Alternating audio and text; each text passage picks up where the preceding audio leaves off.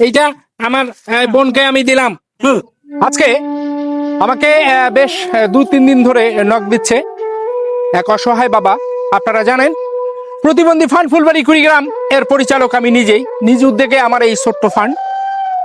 আমি বরাবর চেষ্টা করি দুঃখ বেদনা জড়িত মানুষগুলান যারা সমস্ত কিছুকে আলিঙ্গন করে যে মানুষগুলান চলাচল করে তাদেরকে নিয়ে আপনাদের সামনে প্রেজেন্ট করি তাদের দুঃখ বেদনাকে। তেমনি এক বাবা আমাকে কল দিয়েছে, তার মুখ থেকে শুন। চলে আসেন, আমি আপনাদেরকে দেখাবো। চলে আসেন। আসসালামু আলাইকুম।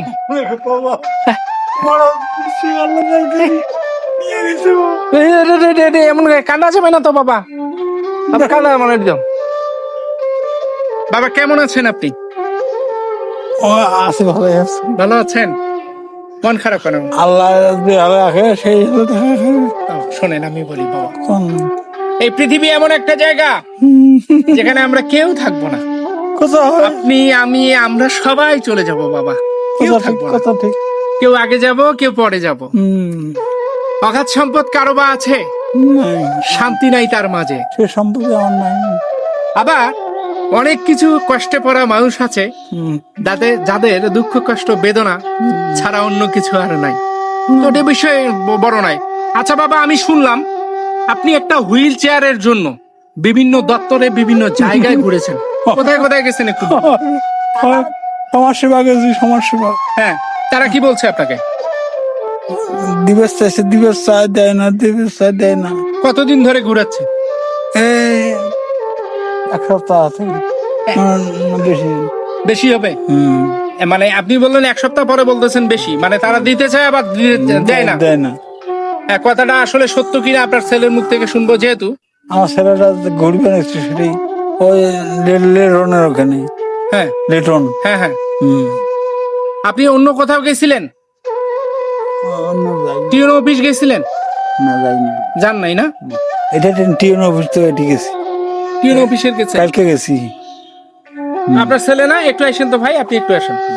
আমি মূলত বিষয়টা শুনতে যাচ্ছিলাম যে আপনারা বাবাকে নিয়ে কোথায় কোথায় গেছেন? বাবাকে নিয়ে কালকে মানে ফুলবাড়ি গেছিলাম। ফুলবাড়ি যাওয়ার পরে এক ভাইয়ের সাথে কথা বললো। কথা বলার পরে যে ভাই আপনি নাম্বারটা দেন, আমি আপনার কথা বললো যে উনি পরিচালক, ওনার সাথে আমি একটু কথা বলবো। তো আমি বললাম যে ভাই আচ্ছা ঠিক আছে, তাহলে আপনি কথা বললে ভালো হবে। আমি আর পরে টিওনো স্যারের কাছে মানে নিয়ে যাইতাম আমার আব্বা কালকে। ও আচ্ছা, টিউনো স্যারের কাছে যাননি? না, পরে আপনার কথা শুনে আমি আর মনে করেন যে ওইদিকে যাইনি। আর এর আগে কোথাও এর আগে সমাজসেবা অফিসে মানে লোকের সাথে কথা বলছিলাম। এই মনে করেন যে 2 সপ্তাহ। 2 সপ্তাহ ধরে কথা বলতেছে? হ্যাঁ। তো উনি বলছে যে তোমার বাবাকে নিয়ে আসো, নিয়ে আসলে দেখার পরে তারপরে ব্যবস্থা হবে। কালকে গেছিলেন? হ্যাঁ, কালকে নিয়ে গেছিলাম। পরে তারা ওই বলছে যে ওই যে আপনার অগ্রণী ব্যাংকের নিচে যে প্রতিবন্ধী ফান্ড আছে ওখানে নিয়ে গেলে দেবে, এই কথা বলছে। ওখানে গেলে দেবে? হ্যাঁ হ্যাঁ, সমাজসেবা থেকে যে কথাটা বলছে এটা ঠিক আছে। আসলে ওখানে আমার সঙ্গে কথা হয়, যেহেতু আমি অসহায় মানুষকে নিয়ে কাজ করি, তারা আমাকে কম বেশি একটু নলেজে দেয় বা জানায়, বুঝছেন বাবা?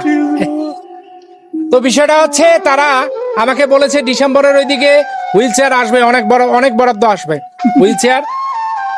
আমি আপনাকে বলে দেব কি কি কাগজ লাগবে না লাগবে। আমার বিশ্বাস ওনারা কিন্তু খুব ভালো মনের মানুষ। বিষয়টা হচ্ছে বাবা, যার কেউ নাই তার উপরে বসে আছেন, ওই যে মহাশূন্যে, শূন্য মহা আকাশে তুমি মগ্ন নীলা বিলাসে। কখনো কাঁদবেন না, আল্লাহ অবশ্যই ভালো কিছু রাখছে আপনার জন্য। তো আপনারা শুনলেন, আসলে ইনি সমাজ সেবায় গিয়েছে গত 2 সপ্তাহ হলো। তো একটা অনুরোধ রইল আপনাদের কাছে, আমাদের এই ফুলবাড়ি মানে ইয়াতে যারা যারা আছেন, আমি অনুরোধ জানাচ্ছি ঊর্ধ্বতন কর্মকর্তার কাছে যে এই অসহায় মানুষগুলোকে নিয়ে হয়রানি করলে কিংবা তাদের সঙ্গে ইয়া করলে খুব খারাপ লাগে, কষ্ট লাগে।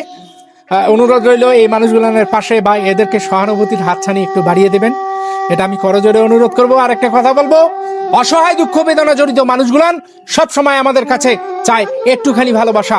আমি এনার কাছে আসছি, ইনি কিন্তু খুশিতে আত্মহারা হয়ে তার আবেগে কেঁদে কিন্তু প্রকাশ করতেছে, বাবা তুমি আসছো, তোমার সঙ্গে কথা বলার ছিল। তো আমি আসলে কি বলবো, আপনারা জানেন আমার এই পরিবার, আমি জাস্ট পরিচালক, আপনারা সমস্ত কিছুই দেখাশোনা করেন। ভাই আর একটা কথা বলবো, এই বাবার সন্তানাদি কয়জন? আপনি একা? আমি ছেলে একাই। আপনার বোন পরিবারে 2 জন। কয়জন? মানে আমাদের পরিবারে হচ্ছে 10 জন খাওয়াইয়া।